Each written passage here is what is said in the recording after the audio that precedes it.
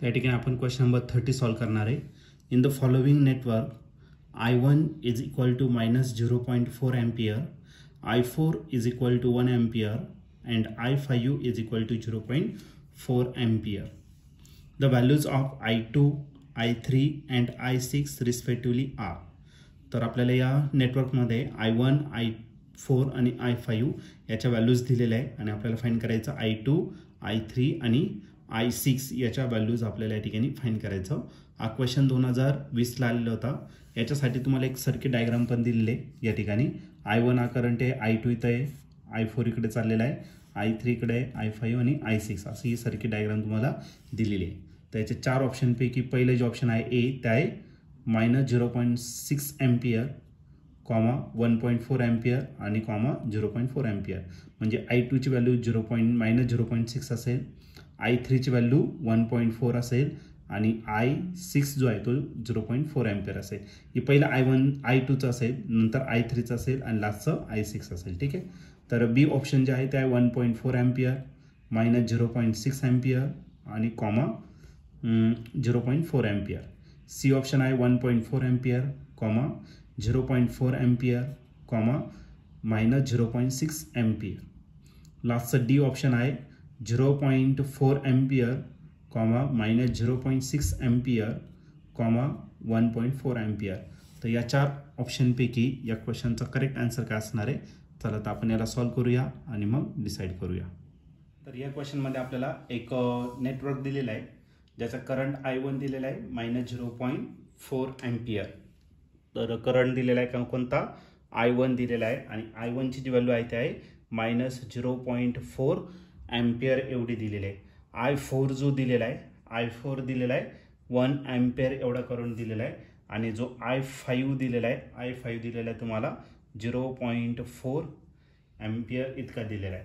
तर आपल्याला फाइंड करायचं आहे I2 फाइंड करायचं आहे पहिले, सेकंड नंबरला फाइंड करायचं I3 आणि जो फोर्थ नंबरचा आहे तो काय करायचा I6 आपल्याला या ठिकाणी फाइंड करायचं.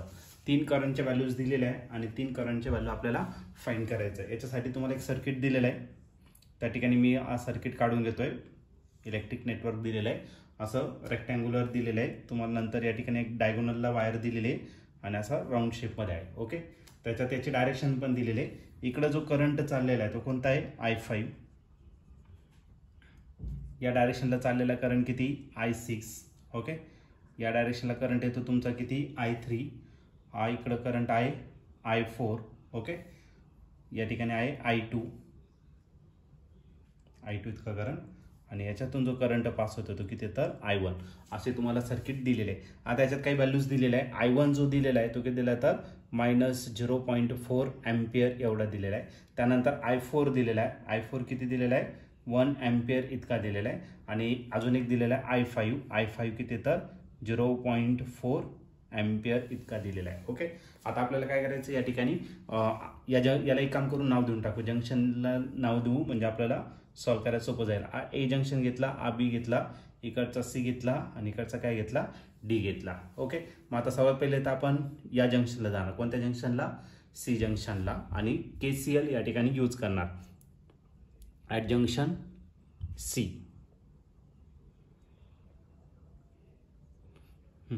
Bye using KCL Kirchhoff's current law या ठिकाणी आपल्याला काय करायचा यूज करायचा. बघा KCL जर आपण यूज केलं तर इनकमिंग करंटची काय करायची ॲडिशन. सी पॉईंटला येणारा करंट कोणता आहे I2 आणि काय तर I1. या दोघांची काय आली ॲडिशन. I2 प्लस काय आला I1 आणि जो आउटगोईंग करंट आहे तो राईट साईडला घेऊन टाकू. Algebraic sum of incoming current is equal to algebraic sum of outgoing. Outgoing मध्ये एकच करंट आहे मग तो I4 आपण या ठिकाणी काय केला राईट केला. ओके. मग आता I2 ची व्हॅल्यू आपल्याला फाइंड करता येईल. या ठिकाणी I2 तसाच लिहा.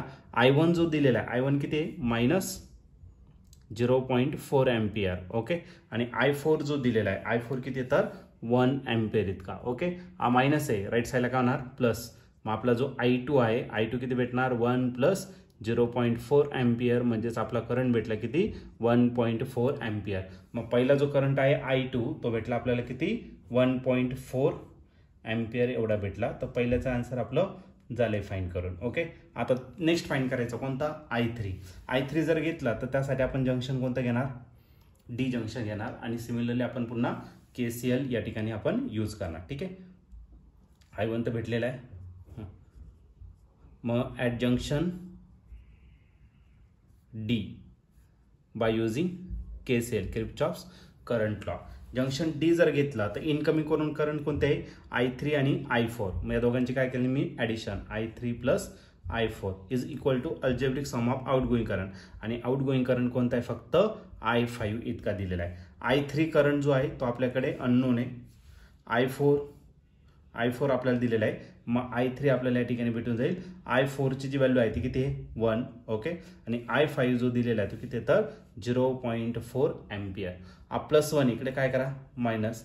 मग I3 जो असणार तो काय असणार तर 0.4 मायनस 1 आणि 0.4 मायनस 1 किती भेटेल मायनस 0.6 एम्पियर इतकं भेटेल. ओके, मग I3 जो आहे तो किती भेटेल तर मायनसमध्ये भेटेल 0.6 एम्पियर एवढा करंट आपल्याला या ठिकाणी भेटणार आहे. आता एकच करंट राहिला तो म्हणजे कोणता I6 भेटलं.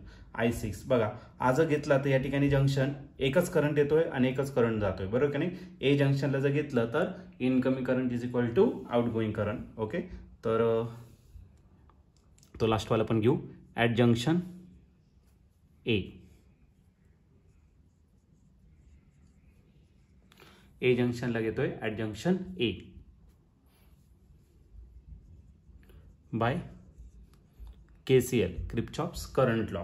आता ए जंक्शनला जर घेतला तर इनकमिंग करंट कोणता आहे I5 is equal to algebraic sum of outgoing current. आणि एकच आउटगोईंग करंट आहे तो म्हणजे किती तर आपला I6. ओके, पण आपल्याला I6 फाइंड करायचा. I6 इथे घेऊन टाकू आणि I5 जर घेतला तर I5 किती तर 0.4 एम्पियर. मग जो I6 आहे I6 जो असेल तो किती असेल 0.4 एम्पियर. मग आपण तिन्ही करंट या ठिकाणी फाइंड केलं. पहिलं म्हणजे I2 फाइंड केला 1.4 एम्पियर, नंतर I3 फाइंड केला मायनस 0.6 एम्पियर आणि I6 फाइंड केला 0.4 एम्पियर. आणि या ठिकाणी जर तुम्ही ऑप्शन जर बघितलं तर पहिला आहे 1.4 एम्पियर, दुसरा मायनस 0.6 आणि तिसरा 0.4. तर या ठिकाणी बी ऑप्शन जो आहे तो या ठिकाणी आपला करेक्टली मॅच होतोय. मग या क्वेश्चनचं जे आन्सर असणार आहे ऑप्शन बी असेल. ऑप्शन बी म्हणजेच काय I2 is equal to 1.4 ampere, I3 is equal to minus 0.6 ampere and I6 is equal to 0.4 ampere. Okay, ते झालं त्याचं फायनल आन्सर.